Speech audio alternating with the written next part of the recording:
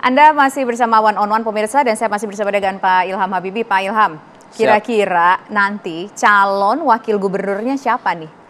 Wah, ini saya hanya bisa berteori saja ya. Seandainya itu ada dari PKS ya, itu pikiran saya kemungkinan seperti itu. Kalau yang saya lihat itu ya itu teori saya saja ya. Saya tidak pernah bahas itu dengan siapa-siapa ya.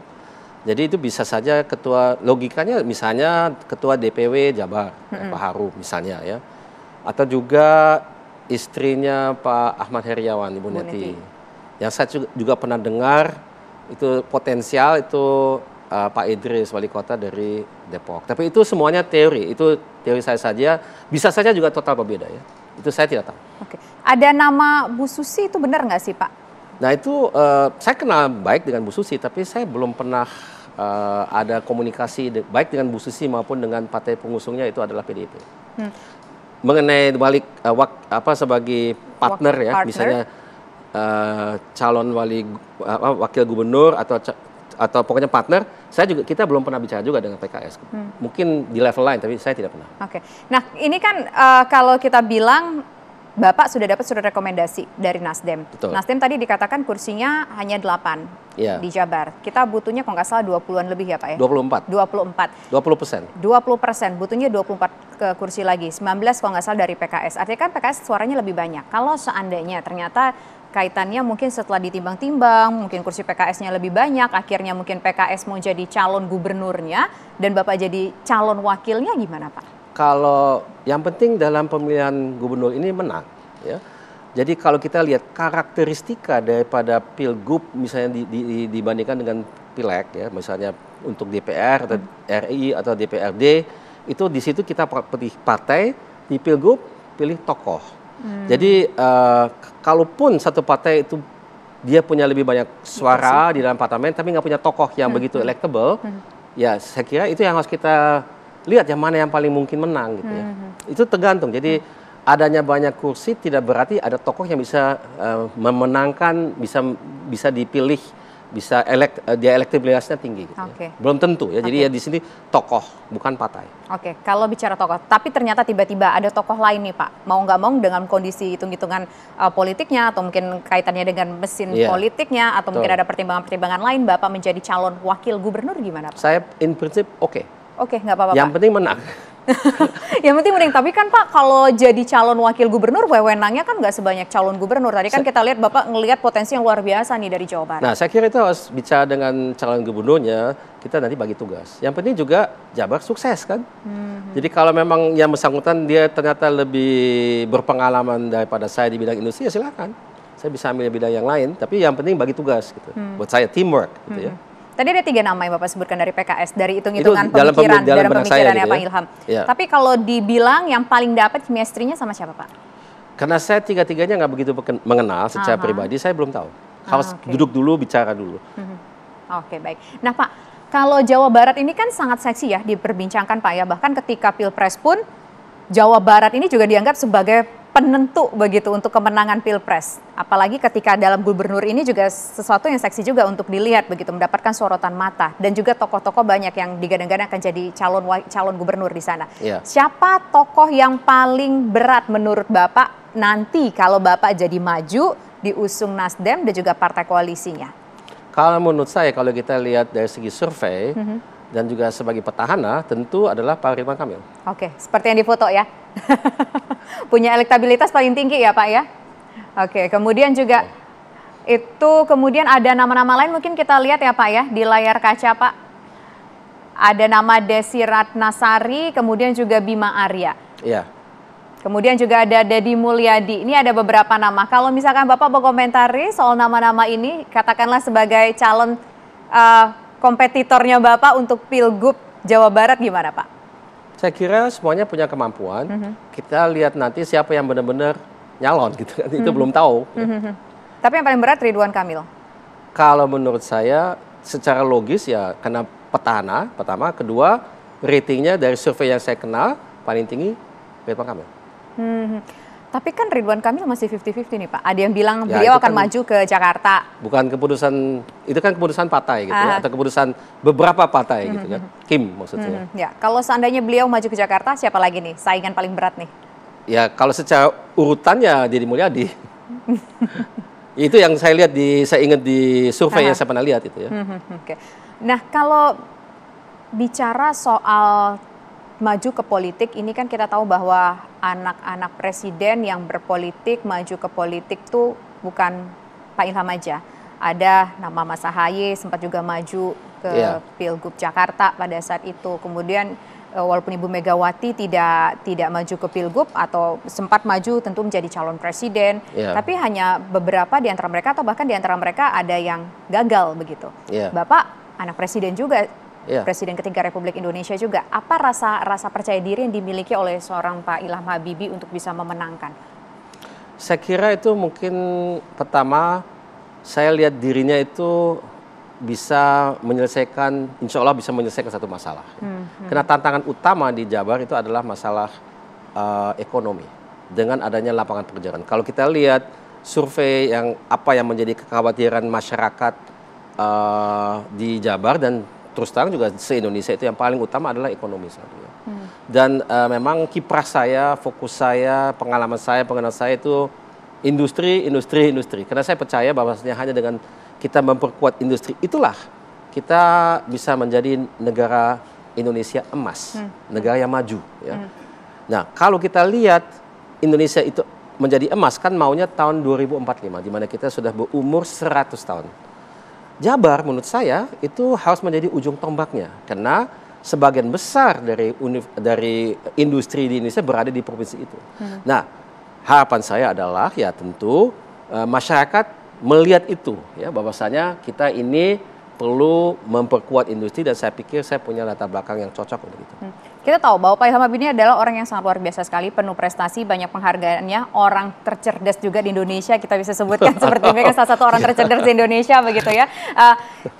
Dan juga merupakan putra dari seorang Presiden Republik Indonesia. Apakah modal menyandang gelar sebagai putra Presiden ketiga Republik Indonesia itu bisa dianggap sebagai modal yang kuat, Pak Ilham? Nah, ini pertanyaan yang sering diajukan kepada saya. Bagaimana sebetulnya itu kalau kita mempunyai orang tua seperti Pak Habibie gitu ya, yang presiden. Saya kira ada dua hal yang perlu saya sampaikan di sini. Pertama itu ada keuntungannya, ada kerugiannya. Keuntungannya ada kemudahan. Misalnya saya mau ketemu orang gitu ya, dimudahkan untuk bertemu. Atau dikasih peluang untuk mengerjakan sesuatu. Nah, kerugiannya pasti Mbak Tisa bertanya, apa kerugiannya? Itu kan sudah bagus. Ekspektasinya. Ekspektasi ketinggian. Ekspektasi, wah ini anaknya Pak Habibie, mestinya bagus dong gitu ya. Kalau kita fail gimana? Itu menjadi beban ya.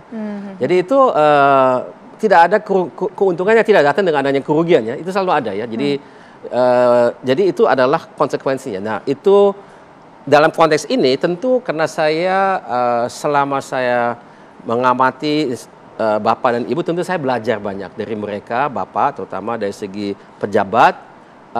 Apa yang beliau lakukan sewaktu beliau menjabat sebagai menteri, sebagai wakil presiden, sebagai presiden saya amati. Tentu saya tidak terus-terusan di sampingnya, tapi kan waktunya cukup lama ya, kan 20 tahun lebih lah gitu ya. Dan saya kira itu menjadi bekal buat saya. Bagaimana kita membuat keputusan dalam situasi tertentu. Tentu kita tidak bisa copy paste ya. Situasi zaman dulu beda dengan sekarang. Demokrasi di Orde Baru dulu juga beda dengan demokrasi di Orde Pasca Reformasi ini. Tapi tetap saja ada hal-hal yang secara prinsip yang saya belajar, bagaimana kita memanage orang, gimana kita mengambil keputusan, banyak sekali rincian yang saya pernah dapat dari Bapak sewaktu menjabat, baik sebagai pejabat maupun sebagai seorang Bapak. Karena Bapak juga kalau kita misalnya makan bersama, ada waktu santai bersama, kita diskusi, Bapak cerita, saya mendengar, saya bertanya, ya itulah. Tapi penasaran juga sih, kan ketika Pak B.J. Habibie di Jakarta, Bapak kan dari tahun 97 ya kalau nggak salah Pak Ilham pindah ke Jakarta? 96. Oh 96 udah pindah ke Jakarta. Pada saat itu kan sosok generasi muda juga melihat seperti apa ayahanda berpolitik, seperti apa ayahanda menjadi seorang negarawan. Kenapa nggak pada saat itu atau ketika Pak Habibie masih ada mencoba terjun menjadi seorang politisi ataupun juga terjun menjadi calon kepala daerah? Nah, Pertama, Bapak itu politisi dengan catatan politisi teknokrat. Ya, jadi bukan politisi yang menjabat melalui partai politik, tapi sebetulnya dipilih karena Bapak punya kemampuan. Saya kira sikap profesional itulah ditularkan kepada anak-anaknya. Jadi kita ini sebetulnya juga diminta untuk berkiprah, berkontribusi kepada negara ini melalui pendidikan kita, spesialisasi kita, fokus pekerjaan kita sebagai orang profesional. Dan itu saya jalankan cukup lama. Jadi dari tahun 96 saya pindah ke Indonesia dari luar negeri, waktu itu dari Amerika. Tentu sebelumnya saya juga tiap tahun 2-3 kali ke Indonesia, tapi tidak menetap di sini. Dari tahun 96 sampai dengan tahun ini ya saya profesional, engineer, pernah ngajar, pengusaha, saya juga aktivis ya di beberapa organisasi maupun organisasi profesi, agama atau juga organisasi sosial dan lain-lain gitu ya. Jadi secara akumulatif sudah banyak pengalaman. Tapi yang saya lihat ya, kalau kita kan waktu saya pulang ke Indonesia ya, tentu bayangkan Mbak Tisa tinggal di luar negeri lama. 30 tahun lebih. Kenapa pulang? Kan sudah nyaman di situ. Ya. Karena ada tujuan. Kita ini dididik sebagai orang dengan adanya ideologi, idealisme, dan adanya tujuan. Tujuannya apa? Kita mau membangun, mau memajukan negara dan bangsa. Dengan cara kita masing-masing. Misalnya sebagai pengusaha, tentu kita juga ikut membangun negara dan bangsa. Sebagai orang profesional, kita juga semuanya turut membangun negara dan bangsa. Semuanya. Nah, saya lihat bahwasannya karena saya ingin benar-benar menyukseskan Indonesia menjadi emas. Tinggal 21 tahun. Dan kita lihat juga di dalam beberapa belas tahun yang lampau ini, industri kita tidak maju-maju. Saya kira saya mau aktif mendorong industri kita semakin maju. Oke, tapi saya penasaran deh Pak Ilham. Pak Habibie pada saat beberapa tahun yang lalu, itu memang mengajarkan untuk menjadi seorang politisi teknokratkah atau pernah mengarahkankah untuk terjun ke dunia politik atau sebaiknya sudah jangan terjun ke dunia politik, jadi seorang profesional aja? Bapak tidak pernah melarang, tapi selalu tekankan kalau kita membangun negara dan bangsa tidak harus lewat politik, tidak harus lewat pemerintahan, tapi tidak bilang jangan.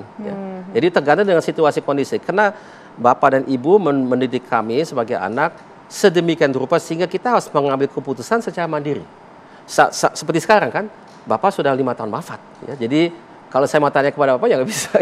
Jadi saya memang harus mandiri membuat keputusannya sesuai dengan situasi kondisi yang kita alami. Oke.